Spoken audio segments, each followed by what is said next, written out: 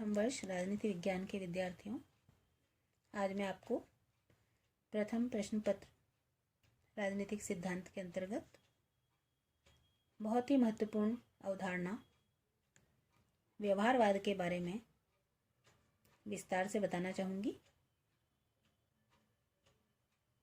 इससे पूर्व हमने व्यवहारवाद की पृष्ठभूमि और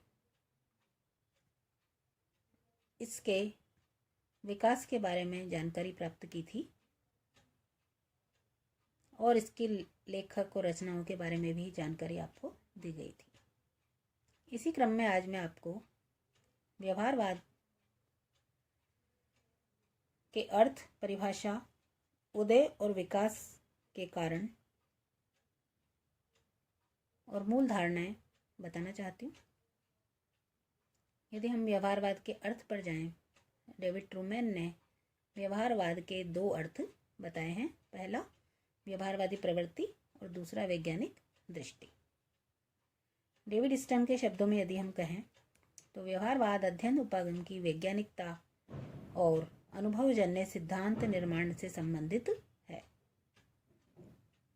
इसी क्रम में एक अन्य प्रसिद्ध विद्वान ब्लेयर कोलासा ने भी कहा है कि व्यवहारवाद राजनीतिक संदर्भ में व्यक्ति समूह के व्यवहार का अध्ययन है।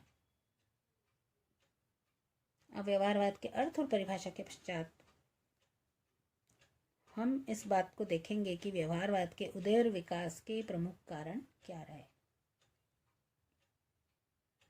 सर्वप्रथम जो इसका कारण था कि परंपरागत अध्ययन पद्धतियों के प्रति असंतोष का परिणाम। दूसरा, अन्य सामाजिक विज्ञानों से प्रेरणा मिलना। तीसरा, द्वितीय विश्व युद्ध का प्रभाव। और चौथा, नवीन अध्ययन पद्धतियों का प्रयोग। इन उपयुक्त कारणों से ही व्यवहारवाद की उत्पत्ति विद्वान बताते हैं। अगला प्रमुख बिंदु है कि व्यवहारवाद की मूल धारणाएं या मान्यताएं क्या हैं। पहला, इसमें पुनर्निर्माण और विस्तार पर बल दिया गया। दूसरा, इसमें राजनीतिक व्यवहार का अध्ययन होता है। तीसरा, वैज्ञानिकता का अध्ययन किया जाता है। चौथा, मूल्य निरपेक्षता अपनाई जाती है, यानी मूल्यों से तटस्थता। पांचवा, शुद्ध तकनीकी प्रयोग होता है। छठा, इसमें ज्ञान की पूर्णता पर बल होता है। और सातवां, इसमें छोटी छोटी इकाइयों के अध्ययन पर भी बल दिया जाता है। इसी क्रम में यदि हम देखें तो व्यवहारवाद के प्रमुख लक्षण या व्यवहारवाद की बौद्धिक आधारशिलाओं के बारे में प्रसिद्ध विद्वान डेविड स्टर्न ने अपने एक लेख the current meaning of behaviourism में व्यवहारवाद के निम्नलिखित 8 प्रमुख लक्षण या विशेषताएं बताई, जिनमें सर्वप्रथम है नियमितता। व्यवहारवादी अपने अध्ययन और अनुसंधान को नियमित रखना चाहते हैं। दूसरा, सत्यापन। बिना सत्यापित किए गए किसी भी अध्ययन को या तथ्य को स्वीकार नहीं किया जा सकता। तीसरा, तकनीकें।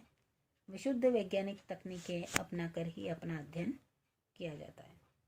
चौथा, परिमाणीकरण, यानी मात्राओं का भी मापन।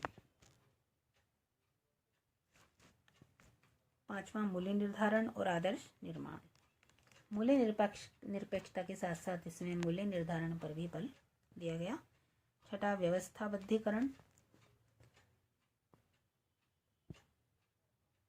यानी बिना व्यवस्थाबद्धीकरण या बिना किसी उचित नियमावली के, बिना किसी सिस्टम के व्यवहारवादी अपना अध्ययन नहीं करते। सातवां है विशुद्ध विज्ञान पर बल। इसमें प्राकृतिक विज्ञानों जैसा राजनीति विज्ञान को मानकर अध्ययन करने पर बल दिया गया। आठवां, समग्रता या एकीकरण। राजनीति विज्ञान का अन्य समाज विज्ञानों से संबंध और राजनीति विज्ञान में भी अध्ययन की एकीकृतता और समग्रता व्यवहारवादी प्रमुख रूप से बताते हैं। धन्यवाद।